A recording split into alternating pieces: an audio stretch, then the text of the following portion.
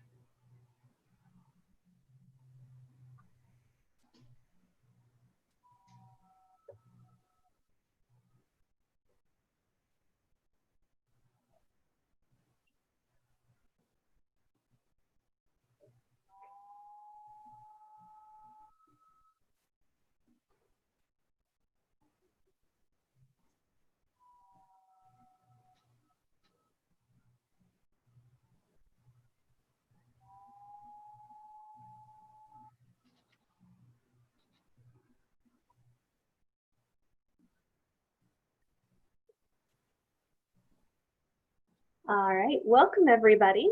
Just a few housekeeping rules. All the attendees are muted during the presentation. To ask questions, click the Q&A button on your menu ribbon. You can also raise your hand to be unmuted to ask a question, and we're going to try and take care of all questions at the end of the presentation.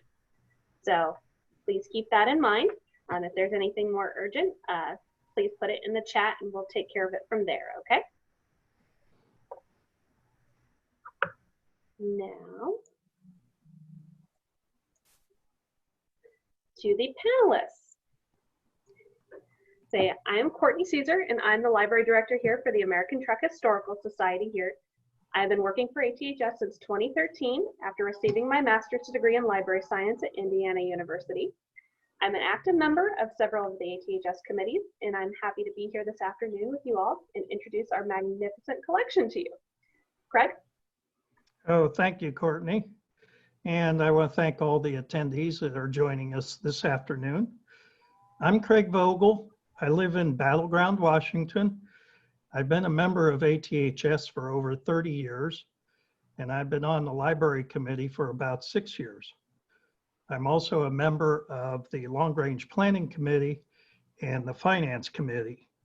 And I was RVP for Western Washington and Alaska for a few years. I own several K-model international trucks, a 1951 GMC 3-axle flatbed, and the 1963 Kenworth you see on this picture here. So now I'll ask Clayton to introduce himself. Thank you, Craig. Good afternoon. I am Clayton Hoke, the Regional Vice President for Maine, New Hampshire, and Vermont, a member of the ATHS Library Committee, and a certified truck literature junkie. I live in Pittston, Maine. I collect Rio, Diamond Rio, International, Dodge, and GMC truck literature, and have materials from 1960 to almost current. Like many truck enthusiasts, I started out collecting literature on only the truck I owned, a 1958 Chevy pickup. That changed in 1997, when I bought a 1948 Rio Model 31 and found the brochure picture. The graphics on the poster side of the brochure are stunning. My photograph does not do the brochure justice. In addition to the stunning graphics, the brochure had a lot of technical information on the models offered. On the models was offered for the potential buyers to review. This brochure led me to search for additional Rio and its successor Diamond Rio literature for the graphics and the technical data. A couple of years later, I acquired a 1955 GMC 630 and started collecting GMC and related white GMC literature. Then I acquired a 1960 International VF 190. You get the picture. I'm not sure how I got started on Dodge trucks. Courtney? So just a brief overview about the Library and Visitor Center here at ATHS. We were incorporated in 1971 and to preserve the history of trucks, the trucking industry, and its pioneers. We were originally headquartered in Dearborn Heights, Michigan, then Birmingham, Alabama, and then Kansas City here as of 2001. Today, the library boasts a collection of more than 50,000 photographs, 35,000 pieces of sales literature, 45,000 books and periodicals, and more than 10,000 scale model trucks and trucking memorabilia.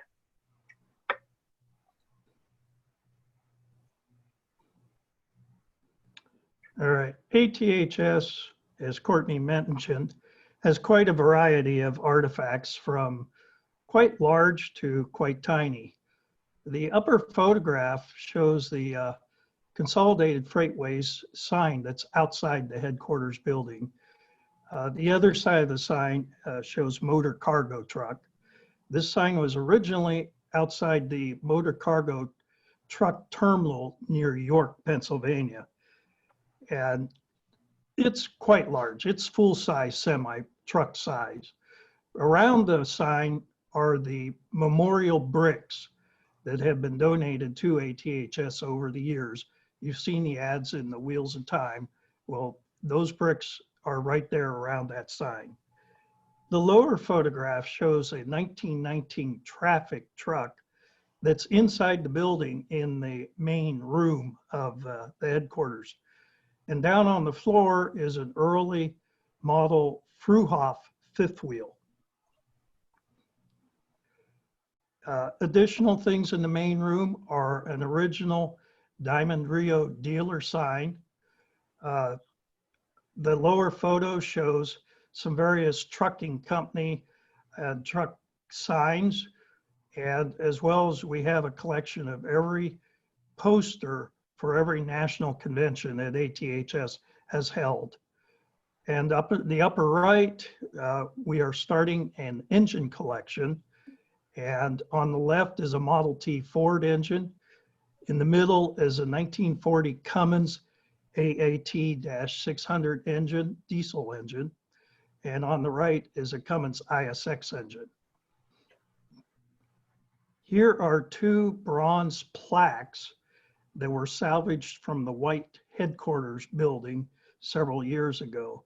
The one on the left, which is quite large and quite heavy, was outside the front door at the entrance to the building. This sign's over 100 pounds. And on the right is a relief casting of Walter White himself. Go ahead. Here we have a partial collection of our model trucks. As Courtney said, there's over 10,000. We have about 1,500 on display. So the upper photo shows the patent application models from the Albert Hickman collection. He actually used these when he was submitting for patent claims from the patent office. These are fully functional chassis and suspension models that he used to demonstrate his inventions. Down below are a tiny part of the model truck displays. The collection includes metal, plastic, and wood models. Some of them built from kits, some of them kit bashed, and some are scratch built. Go ahead. On the file cabinets here, you see some additional wooden truck models that people have given us. In addition to what we've shown you here, we have hat pins, shirt patches, belt buckles, and numerous items that are just too many to mention in this presentation. At this point, I'd like to turn it over to Clayton, and he can start talking about our literature. Thank you, Craig. Truck literature comes in many forms, including sales brochures, specification sheets, sales data books, maintenance manuals, sales engineering bulletins, owner's manuals, parts books, bodybuilders books, dealer service newsletters, dealer price lists, and component manuals and data sheets. It also includes photographs, books, and periodicals. All of these types of literature and others can be found at the ATHS Library and Visitor Center. ATHS has thousands of factory sales brochures and individual data sheets. The majority of the sales brochures and data sheets are in the filing cabinets shown in the photo on the right, although some brochures and data sheets can also be found on the bookshelves. These filing cabinets also have component manufacturer brochures on just about everything: air ride seats, engines, fifth wheels, suspension systems, axles, sleeper boxes, all types of trailers, etc. The files include many folders of information on trucks and components that are no longer manufactured. The filing cabinets on the left hold trucking company annual reports, manufacturer, freight line, and a state association newsletters, and company histories such as PIE and motor cargo. Bookshelves shown on the left house some of the Society's periodical collection. The Society has over 200 different periodical titles, of which 80% are no longer published. The collection includes some well-known titles such as Wheels of Time, Commercial Car Journal, and Overdrive, and some not so well-known titles such as Electrical Utility Fleet Management and Public Roads.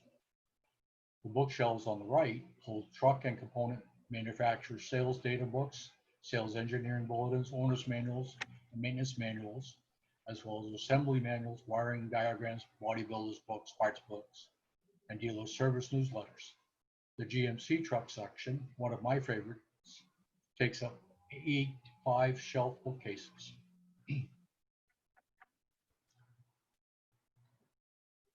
The white binders on the bookshelf, pictured on the left, hold ATHS's collection of photographs.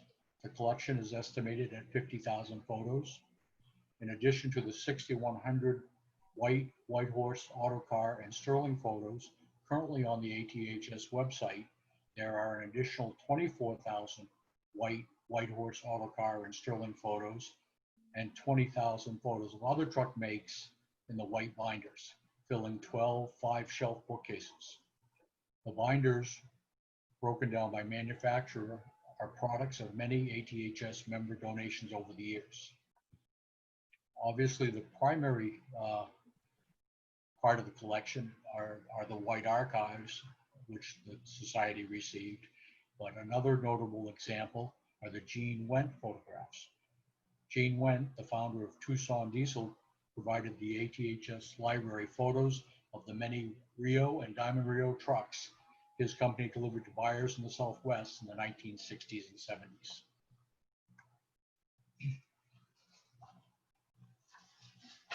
The bookshelves in the right photo hold the general service manuals such as Hollander, Mitchell, Chilton, and motor truck repair manuals, and many general and manufacturer-specific publications. The first edition of Motors Truck Repair Manual, printed in 1943, includes a table of 54 U.S. truck manufacturers and their major drivetrain component suppliers. An example of a manufacturer-specific publication is Frederick Prisman's International Trucks, which showcases International Harvester truck models by year from the 1908 high wheelers to the 1995 2000 series through 9000 series trucks. I'm going to take a couple of minutes to review several of the many types of literature available. Sales brochures, which are pictured on the left, focus on specific model or series of models and use photographs or artwork to show the function, style, and features of the vehicle. Designed to promote sales, they use glossy marketing terms such as Brawny Dodge Power Giant Tandems, haul plus payloads, found in the 1959 Dodge Tandem brochure on the lower right there. Data sheets or spec sheets provide the rated capacity and specific features and components of trucks. Dimensions and road speeds are generally given, and optional drivetrain and cab features are listed. Glossy terms such as brawny and plus payload are not used. Sales data books, which are pictured on the left side, contain current model year data sheets of a manufacturer along with technical data on the available standard and optional components. The data books have all the data needed for a sales representative to help a customer properly spec out a truck for a given purpose and provide a complete picture of a company's current model lineup. Maintenance manuals or service manuals are model or model range specific and provide component service requirements and repair or replacement details in a standard format. Technical literature is generally date specific. Model numbers may be the same, however, the information is different based on the manufacturing date. As an example, GMC offered 6,000 series trucks between 1939 and 1959 in 3 distinct styles. The literature, especially for a hobbyist like myself, provides historical information on the changes in trucks and other truck equipment year to year and through the life of a particular model. If you haven't visited the ATHS Library and Visitor Center, I suggest you do. And there is no guarantee you'll find what you're looking for, but half the fun is the hunt. Courtney? So leading straight from that, some of the available services we have here for you wonderful trucking hobbyist groups is that I help you find what you need. We do on-site and off-site research assistance, photo reproduction, and more to help you locate the right information for that next restoration project, book, or article, or just to win a bet you have with your buddy there on who made the earlier truck. If you have research assistance that you need, you can contact us by phone, email, or through our website, and reach me here at the library department. So I'm going to turn this over to an open Q&A. If you have any questions, please use the Q&A and or raise your hand to be called upon to answer these questions.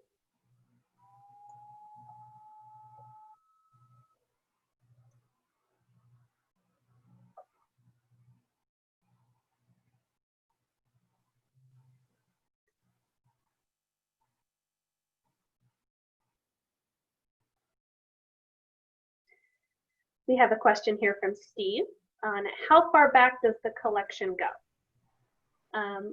Our collection goes back to the early 1900s, mostly with Ford and Autocar, our earliest items. The decades that the library covers is from 1900 through the late 1980s at this current point, but we do have some through the present, but the most detailed are through those. I personally have found GMC literature in the teens, 1918, 1916, 1918. And I believe there is also international harvester information going back into even earlier than that due to the high wheelers. We have a question here on, can we find information on trailers as well as trucks? Yes, you can. We have quite a detailed accessory and component section, both in the sales brochures and in the data book area. Our next question is, I own a 1974 International Paystar 5050. Can someone help me research any sales literature, etc., that the library may have? Yes. I will actually write down your question now, and I will look for it and then get back with you, okay?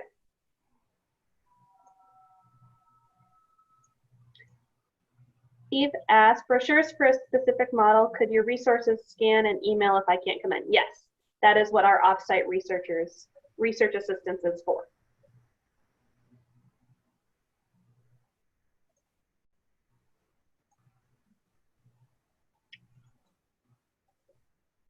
Does the library have factory build sheets? We have some. Our main collection is the Peterbilt factory build sheets, which go from 39 to 1970. Before they moved to microfiche, we have the microfilm portion of the collection. We also have some Kenworth of a varying year, but mostly within the 1970s and 80s, and then some early auto cars.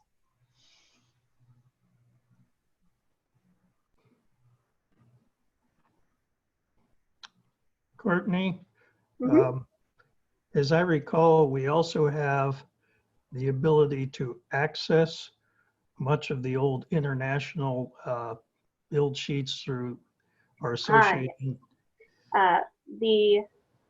Other organizations that we work with, as Craig was mentioning, is the Wisconsin Historical Society, which have the International Harvester archives there. So they have all of the build sheets from those international models. We also work with the Benson Ford Library, the ASCA Library in Hershey, Keystone, and other organizations such as our own to answer your questions. Can the library copy pictures as well as literature? Yes, that is our photo reproduction service. We give you a high quality photo of something that you're requesting out of our library. We can also do high-res scans of literature and put them on photo quality paper if you need something more detailed.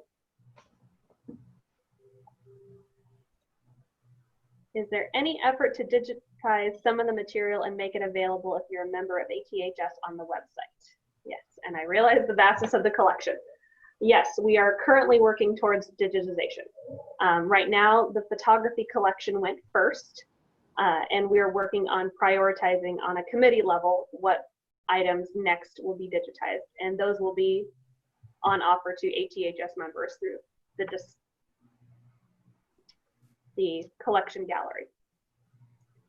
I think, if I may, the gentleman who recognizes the vastness of the collection and of the effort. I mean, I regularly share portions of my collection with individuals who, I come across who have interest in certain spec sheets or whatever, and it takes a fair amount of effort and time, especially with a home scanner to chase some of that stuff.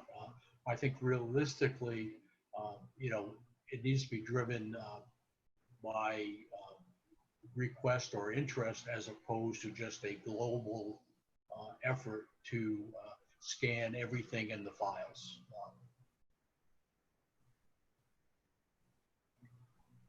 We have a question here from Bill. An older member told me there was an article in a old Wheels of Time, maybe 15 years ago, on Lawrence Trucking in Virginia. Is there a list of past magazine articles, etc.? Yes, that is currently in our search engine. And we are currently also working on a detailed article inventory for Wheels of Time based on this. Can you send information in electronic format back to me? Yes. We send most of our electronic ones back in PDF.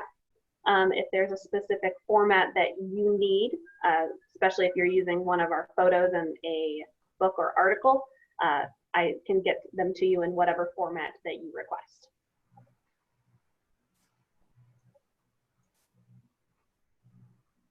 What is the most interesting, unusual thing in the collection? Well, I'll answer. For me, it's that great big sign out front. What Most interesting or unusual thing for you, Clayton? It obviously has to be the paper, the bookshelves and filing cabinets full of the components and manufacturer's information. That's where my primary interest is. All of it's interesting to me. So, and from someone who comes from a non-trucking background, most of it is unusual to me too. So we're getting there though.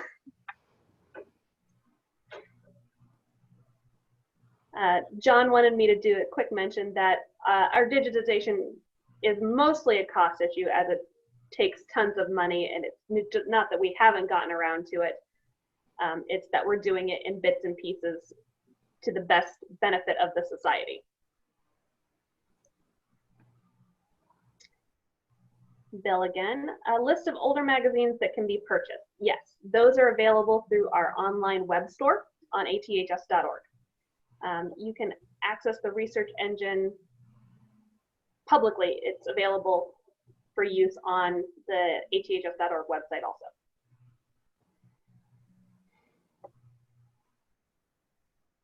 There is, Besides Peterbilt, is there a manufacturer you have more info on than any of the others?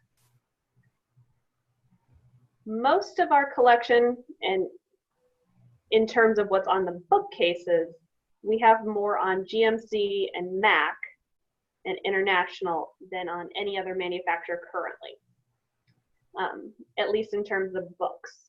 In terms of sales literature, it's fairly broad depending upon when the manufacturer was in production. There's also a very interesting, to me, collection of auto car, I'm going to call it sales data or spec sheets in a bound form, covering probably 20 or 25 years on the shelves. Stephen, you're going to have to give me a slightly more specific question on if there's a rollout date. If you mean about the rollout of digitization, that's already public, what we have digitized, and as we do some, thank you, as we do more, it will be added to the online collection gallery.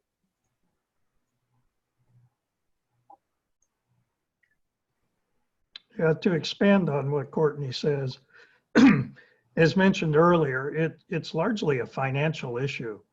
It actually takes a lot of labor, time, and equipment to digitize this stuff.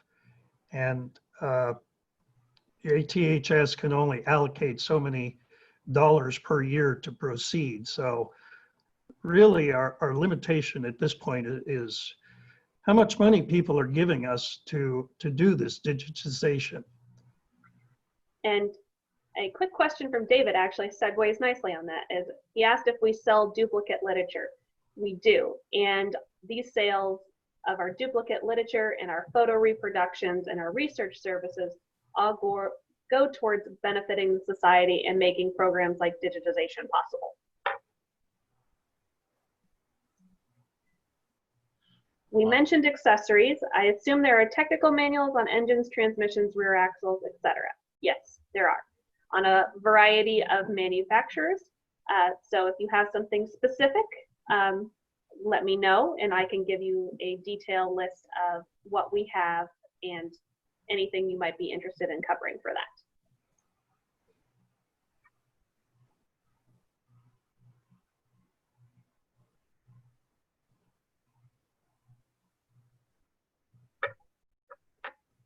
Can you provide any added info on what I believe was referred to as the author Frederick Chrisman on international trucks and maybe a book I can purchase? I can answer that question. Just a Go moment, ahead. please.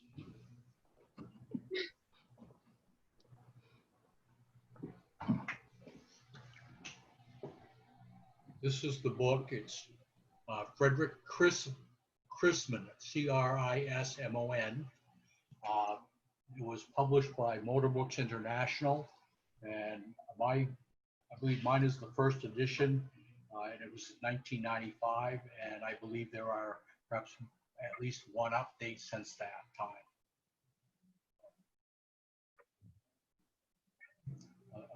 It's a fabulous resource for those that are interested in international truck history.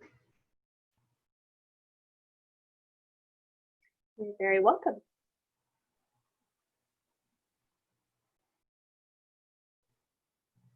Do we have any other questions?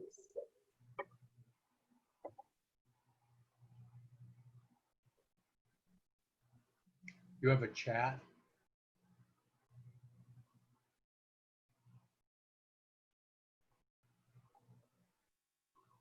I can. Stephen Simon. Let me find you, Stephen.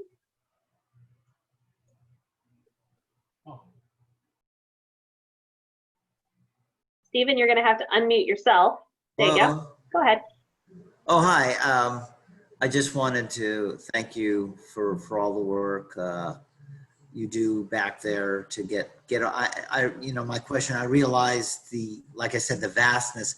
I try to deal with my own little tiny collection, and just trying to put everything and scan things is an extremely difficult job.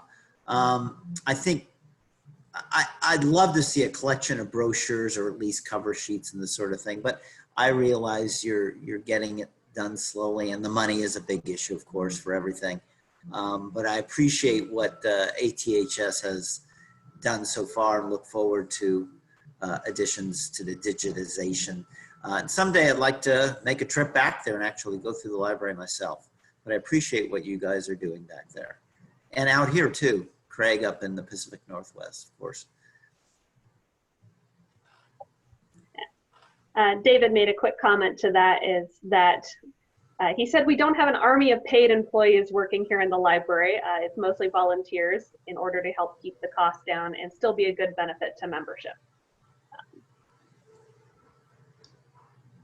John Benetter has asked about a similar publication on Ford books by James Wagner.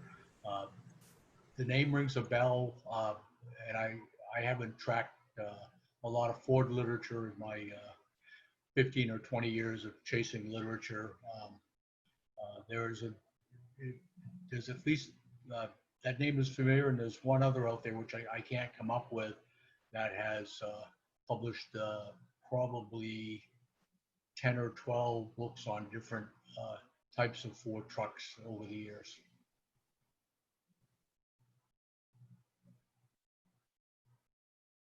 But as an addition, I can certainly take a look in the library and see if there's any specific information also.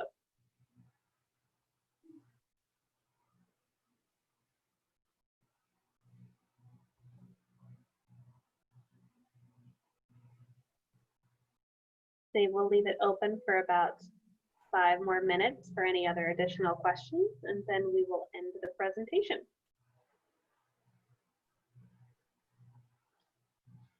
Getting back to the comment on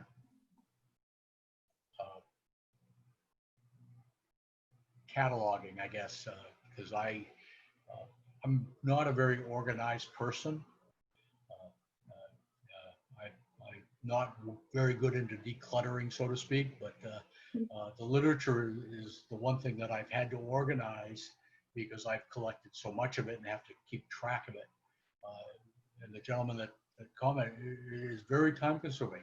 You know, you just cannot assume that because the picture on the front cover of a brochure is identical to the one that's sitting on your kitchen table is the same brochure. They all have publication numbers, publication dates, and the manufacturers would often use the same photograph on the cover, and because of technical changes in the equipment, change some of the interior information, change out the list of available engines, transmissions, etc., as that model series went along.